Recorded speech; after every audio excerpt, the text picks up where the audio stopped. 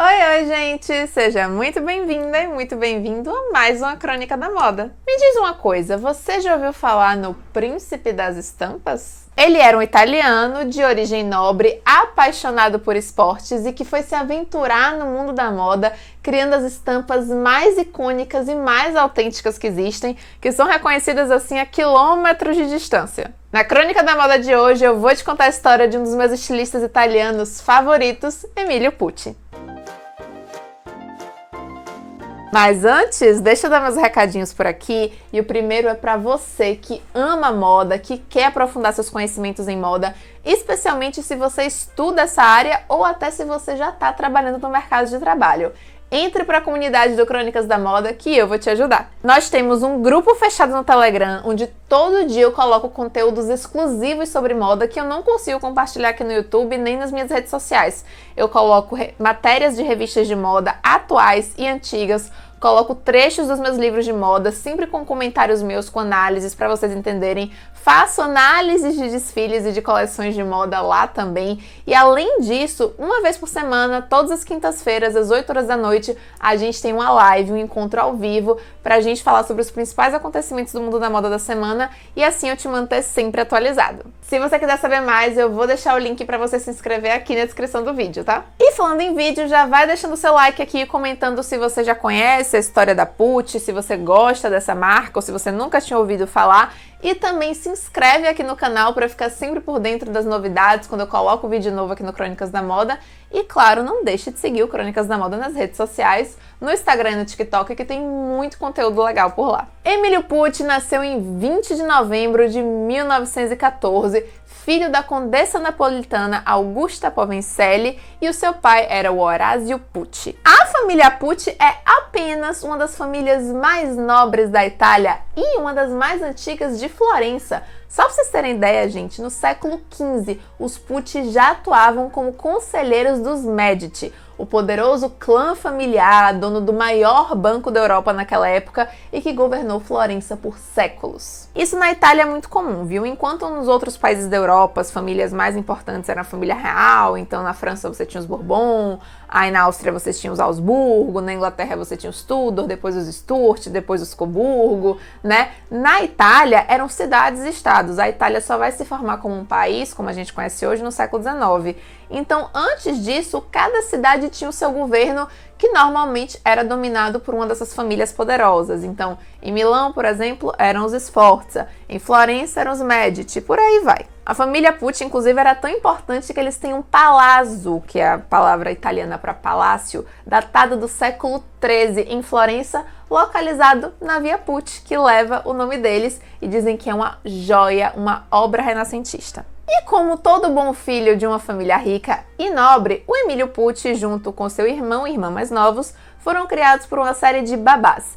E o Emilio, especificamente, adorava esportes, era aficionado por isso e era bom em vários. Ele era bom na esgrima, na natação, no tênis, no esqui. E o currículo dele, gente, é tão extenso que é de botar qualquer LinkedIn no chinelo. A coisa é tão grande que eu não consegui nem gravar para contar aqui para vocês, eu vou precisar ler. Mas olha só, ele estudou agricultura na Universidade de Milão e na Universidade da Geórgia.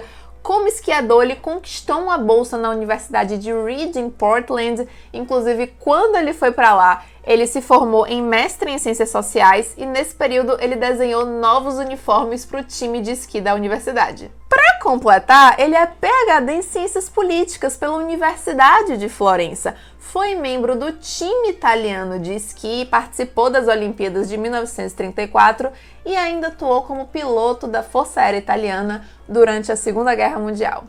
Ufa!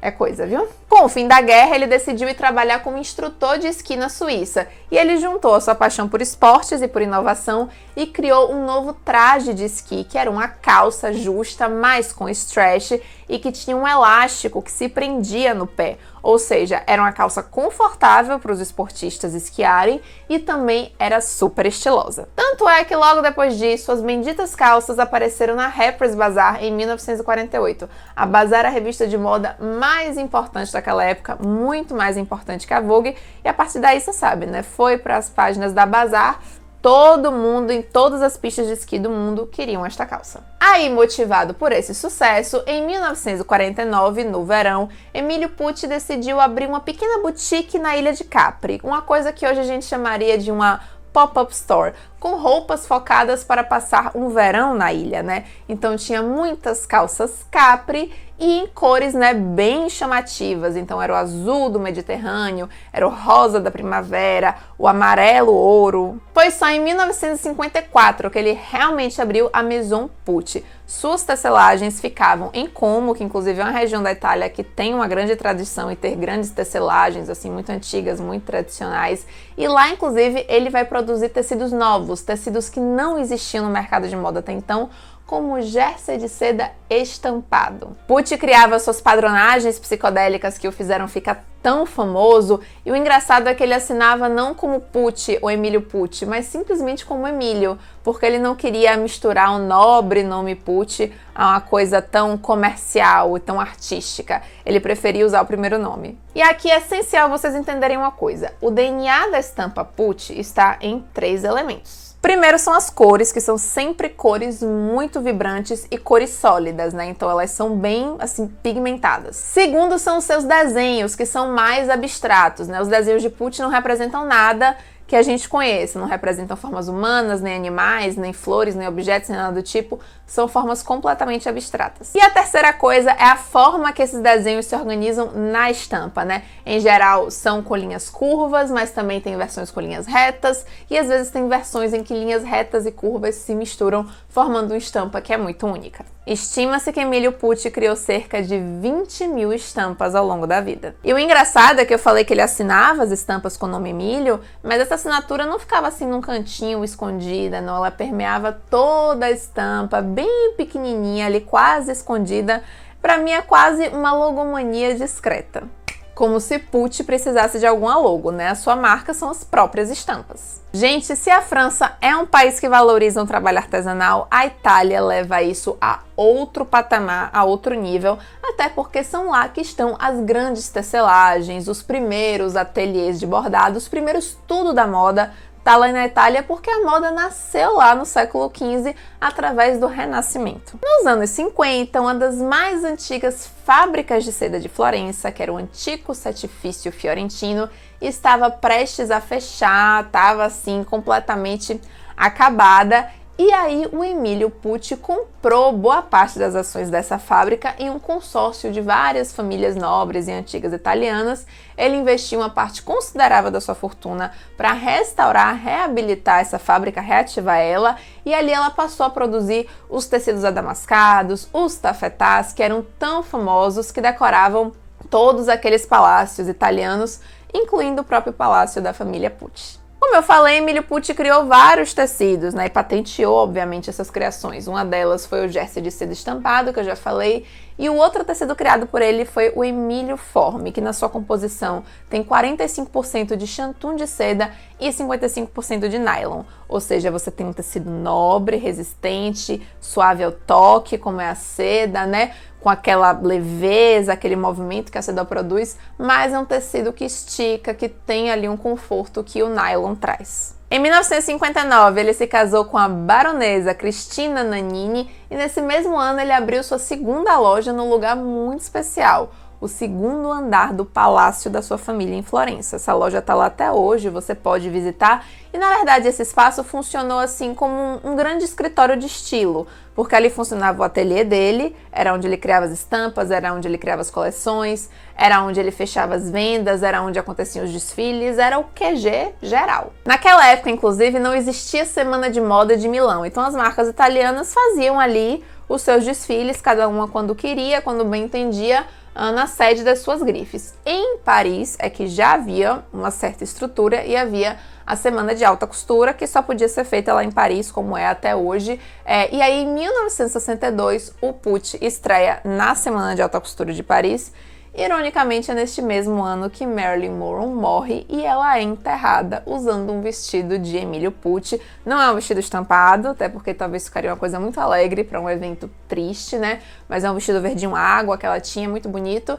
E vale dizer que em vida, Marilyn foi uma grande entusiasta do estilo de Pucci. Ela tinha muitos vestidos, muitas blusas com as estampas dele, era uma cliente super fiel. Emílio Pucci, gente, era um grande design, ponto. Não só design de roupas, design de qualquer coisa. Tanto é que em 1971 ele foi contratado pela NASA para desenvolver o logotipo da missão espacial Apollo 15, a mesma que tinha levado o homem à Lua em 1969. A marca dele viveu seu período áureo nos anos 50 e 60, assim, um grande boom de muito sucesso. A partir dos anos 70, esse crescimento começa a desacelerar e vai desacelerando nos 80 e diante, vai meio descendo a ladeira. Em grande parte, isso se aconteceu devido a Pucci não querer descentralizar sua produção, né? A gente já estava numa época aí onde as marcas já estavam adentrando no mercado americano, onde o prêt-à-porter já tinha aparecido, então as produções começavam a ficar mais massificadas, já se procurava muito mercado asiático para produzir as coisas de forma mais barata, em maior quantidade, né? E o Pucci não queria fazer nada disso, ele queria que as suas coisas continuassem sendo produzidas nas fábricas, nos ateliês italianos, né? Para conservar a qualidade e tal, mas claro que isso tornou a marca menos competitiva, né? Então ela vai cada vez mais saindo dos holofotes. Ironicamente, foi nos anos 80, nessa época que a marca estava bem baixo, que teve o auge do movimento Puccimania, que várias marcas italianas, como Versace, como Moschino, começaram a se inspirar, né, nas estampas criadas pelo Emílio Pucci para suas novas coleções. Em 1990, Laudômia Pucci, que é a filha do Emílio, assumiu a direção da grife e 2 anos depois o nosso príncipe das estampas faleceu. No ano 2000, a marca foi vendida para o grupo LVMH, que é o maior conglomerado de luxo que existe hoje, que é dono da Dior, da Louis Vuitton, da Sephora, da Moet Hennessy, dono da Loewe, de várias outras marcas, são muitas mesmo. E a partir daí começou um processo de reativação e rejuvenescimento da grife Pucci. Nessa nova fase, o primeiro estilista contratado foi o Júlio Spada, que ficou 2 anos, não deu muito certo, não fez coisas assim muito relevantes, né? A mudança grande mesmo só veio com Christian Lacroix, que é um estilista francês, que inclusive fez muito sucesso nos anos 80. No início dos anos 2000 ele foi para Pucci e deu assim todo um gás para a marca. A marca inclusive adentrou com tudo na Semana de Moda de Milão, que já existia nessa época, né? E para fazer isso ele fez o básico, mas que muita gente se esquece, que é revisitar os clássicos da marca. Então ele voltou lá nas estampas do Emílio Pucci, reativou as estampas, colocou isso como um objeto de desejo na passarela novamente. E desde 2021, quem está na direção criativa da marca é a Camille Miscelli, que é a primeira mulher a ocupar esse posto na Pucci. Sua coleção mais recente para a grife foi apresentada agora em maio de 2023, que foi a coleção de primavera-verão, e foi inspirada na Lua, na era espacial, naquela moda futurista dos anos 60, da qual Pucci foi contemporâneo. Para essa coleção ela trouxe as tradicionais estampas, é claro, mas ela trabalhou muito com texturas, com transparência, com tecidos assim crepitantes e com brilho, né, com as formas assim, os shapes mais arredondados, que lembram muito essa estética do astronauta e do futurismo dos anos 60. E a estratégia dela agora para Pucci é reposicionar a marca novamente como uma marca de resort de luxo, de verão, o que faz todo sentido considerando que esse é o DNA da Pucci desde o dia 1, né? Se a gente pensar naquela boutique que o Emílio Pucci abriu lá na Ilha de Capri em 1949, que nada mais foi do que um embrião do que viria a ser a marca que ele ia fundar anos mais tarde. E é isso, gente. Eu espero que vocês tenham gostado de conhecer a história da Pucci. É uma marca que eu gosto muito, que eu acho as peças lindíssimas. Eu amo quando a gente tem uma marca que tem uma peça, assim, um DNA muito reconhecido, muito bem definido, que a gente olha, bate o olho, não precisa de nome, de nada, e você já sabe dizer que é Pucci, né? Agora me conta aqui nos comentários o que é que vocês acharam da crônica de hoje. Se você já conheceu essa história, vale dar uma pesquisada nas estampas do Pucci, que vocês vão ver que são lindas, vocês vão enlouquecer. E a gente se vê na próxima Crônica da Moda. Um beijo!